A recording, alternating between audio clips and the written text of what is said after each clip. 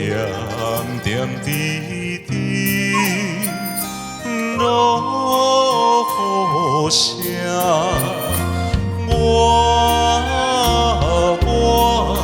送到一寸一个影，心啊心，伤甲像花也难行。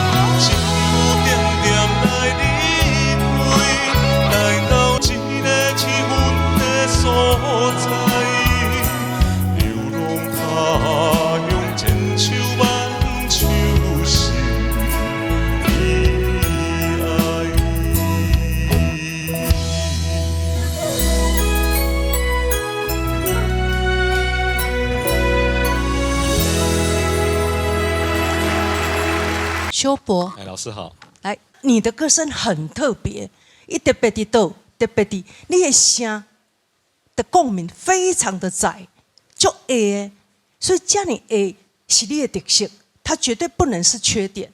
每个人的，迄叫做你天生来的，跟别人不同的。你这 A 的歌声，要让它唱出美妙、有弹性的这个歌声，绝对不要选音域高低分明太大的这样的歌曲，但是你当然要学习怎么样让声音更柔，更加柔嫩嘞。所以你是一个特色，它绝对是可以天生来的你的特色。所以你的特色是这样子，这个是我在这个舞台上很少听到的歌声。不管今日输赢，你要会记你的特色在这。阿拜算歌音域不要那么宽，是，嘿，绝对会是很好听的。你个人没人赢你啦。谢谢老师。突然今天听你们三个人唱完歌，我突然有一种感觉，我觉得唱歌真的就是在说故事，然后能把故事说得好，可能每个人说的方式不一样。好，我先讲一下林修博啊，老师好。我觉得你一开始的时候讲了你们家那个拉萨米那个故事的时候，我就开始进入期待你唱这首歌。从你一出生知道家里在卖这个面，就开始进入你的灵魂里面了。是。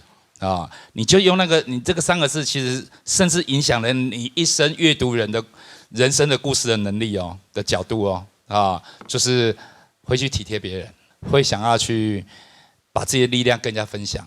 就这个是你唱这个歌一开始就让我进入你这个歌的故事，我是从这样开始进去的但我也同意说，今天如果这个歌比如说如果这个是唱《小霸掌》好了，我随便讲我就会觉得这个歌更容易把你的那个唱歌的特色、说故事的能力发挥出来